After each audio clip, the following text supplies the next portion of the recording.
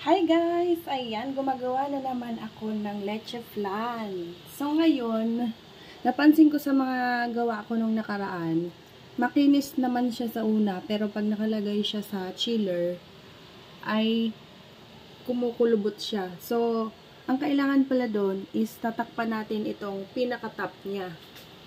Ayan. So, meron akong napanood na isang home baker din na ang ginagawa niya ay nilalagyan niya ng plastic itong ibabaw ng leche flan. So, ginaya ko siya kasi naisip ko na makakatulong naman yan sa akin. Para laging fresh tingnan ang ating leche flan. Tingnan nyo guys. Wala kasing cello sheet dito sa aming area. So, ang ginawa ko is yung plastic na ginagamit guys sa pagpapak ng mga candy, yung something na transparent siya guys at matigas ang plastic. So, yun ang ginawa ko at tingnan nyo naman. Smooth na, makinis pa. Ayan.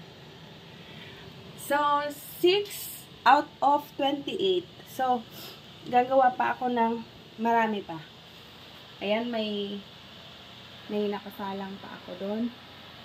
May 6 dito na susunod.